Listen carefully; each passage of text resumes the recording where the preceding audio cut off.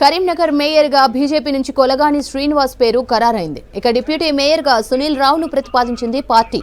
ఇప్పటికే కేంద్ర మంత్రి బండి సంజయ్ తో కలిసి కౌన్సిల్ కు చేరుకున్నారు బీజేపీ కార్పొరేటర్లు. బీఆర్ఎస్ అభ్యర్థులు ఎన్నికకు దూరంగా ఉండాలని నిర్ణయించారు. కమలానికి బీజేపీ పార్టీకి మేయర్, డిప్యూటీ మేయర్ ఖరారైనట్లే. ఎందుకంటే కాంగ్రెస్ పార్టీకి సంబంధించి 14 మంది సభ్యులు మాత్రమే ఉన్నారు. తర్వాత ఇండిపెండెంట్ కలుపుకున్నా కూడా వాళ్ళకు పూర్తిస్థాయి మెజారిటీ వచ్చే అవకాశం లేదు. ఎందుకంటే బీఆర్ఎస్ ఇప్పటివరకు కూడా మున్సిపల్ కార్యాలయానికి చేరుకోలేదు కాబట్టి వాళ్ళు దూరంగా ఉంటే ఆటోమేటిక్గా బీజేపీకి మేయర్, డిప్యూటీ మేయర్ పోయినట్టే. అదేవిధంగా మేయర్, డిప్యూటీ మేయర్ ఎవరన్నది కూడా బీజేపీ రివీల్ చేసింది. కరీంనగర్ కార్పొరేషన్ బీసీ జనరల్కు రిజర్వ్ అయింది కాబట్టి ఆ కేటగిరీకి సంబంధించిన 2వ డివిజన్ కార్పొరేటర్ కొలగాని శ్రీనివాస్ని మేయర్ అభ్యర్థిగా ఎంపిక చేశారు. ఆయనకు సంబంధించిన గతంలో కూడా ఆయన కార్పొరేటర్గా ఉన్నారు. 1వ డివిజన్ ఉండేది, ఇప్పుడు 2వ డివిజన్కు సంబంధించి ఆయన కార్పొరేటర్గా గెలిచారు. ఆయననే మేయర్ అభ్యర్థిగా ప్రకటించారు. అంతేకాదు మొన్నటి వరకు మేయర్గా ఉన్న సునీల్ రావు ఇప్పుడు డిప్యూటీ మేయర్ కాబోతా ఉన్నారు.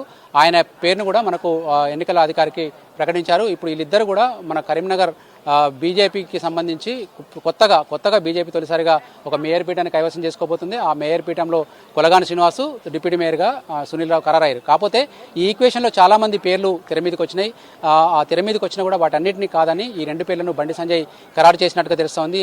ముఖ్యంగా కొలగాని శ్రీనివాస్ పేరు మొదటి నుంచి వినిపిస్తున్నప్పటికీ ఆయనతో పాటు కూడా మరికొంతమంది పేర్లు కూడా వినిపించినాయి. బీసీ జనరల్ కేటగిరీ నుంచి వేరే పేర్లు కూడా వినిపించినాయి. కానీ అవన్నీ పక్కన పెట్టి ఇది ఒకటే ఖరారు చేశాడు. అదేవిధంగా డిప్యూటీ మేయర్ పదవికి కూడా వాసాల రమేష్ కావచ్చు, తర్వాత మిగతా వర్గాల నుంచి కావచ్చు, కొంతమంది రెడ్డి సామాజిక వర్గం నుంచి, మరొక వైశ్య సామాజిక వర్గం నుంచి ఇంకొక పవన్ పేరు, ఇట్లాంటివి వినిపించినాయి. కానీ మొన్నటి వరకు మేయర్గా చేసిన సునీల్ రావు అనుభవాన్ని వీళ్ళు ఈసారి వాడుకోవాలనుకున్నారు. కాకపోతే ఆయన వెలమ సామాజిక వర్గం కాబట్టి ఆయనకు మేయర్ కాకుండా డిప్యూటీ మేయర్ పదవిని కేటాయించారు. ఆయన మేయర్గా చేసిన పదవీ కాలంలో చేసిన స్మార్ట్ సిటీ పనులు కావచ్చు, ఇవన్నిటిని కూడా వాటిని ఈసారి ఉపయోగించుకోవాలనే లక్ష్యంతో ఆయన పేరును ఎంపిక చేసినట్టుగా తెలుస్తూ ఉంది. ఇప్పటికీ లోపలికి వెళ్ళిన కాంగ్రెస్ అండ్ బీజేపీ అభ్యర్థుల ప్రమాణ స్వీకారాలు లోపల జరుగుతూ ఉన్నాయి.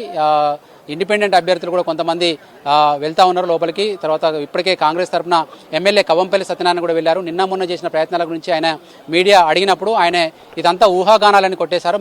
మాకు కేవలం 14 మంది బలమే ఉంది కాబట్టి మేము మేయర్ స్థానం కోసం ఎట్లాంటి ప్రయత్నం చేయడం లేదని ఆయన చెప్తా ఉన్నారు. కాకపోతే అంతకుముందు పార్టీ విప్గా ఉన్న వైద్యుల అంజన్ కుమార్ మాత్రం తాము పార్టీ తరఫున నామినేషన్ వేసినట్టుగా కూడా చెప్తా ఉన్నారు. మనకు బీఆర్ఎస్ అభ్యర్థులు కరీంనగర్లోనే ఉన్నారు. వాళ్ళు ఇక్కడ స్థానికంగా ఉన్న ఇదే మున్సిపల్ కార్యాలయానికి దగ్గరలో ఉన్న బీఆర్ఎస్ కార్యాలయానికి వచ్చారు. కాబట్టి చూడొచ్చు మనకి ఇప్పుడు వాళ్ళు కూడా మున్సిపల్ ఆఫీస్కు చేరుకున్నారు. వాళ్ళు బీఆర్ఎస్ కండువాలతోటి వాళ్ళు పార్టీ కార్యాలయానికి చేరుకున్నారు. చూడొచ్చు మనకి ఇక్కడ వీళ్ళంతా కూడా కండువాలు వేసుకొని ఈ వెనక గేటు నుంచి, కళాభారతి గేట్ నుంచి బీజేపీ కాంగ్రెస్ లోపలికి వెళ్ళిన తర్వాత బీఆర్ఎస్ వాళ్ళు వస్తారో రారని ఒక ఉండేది.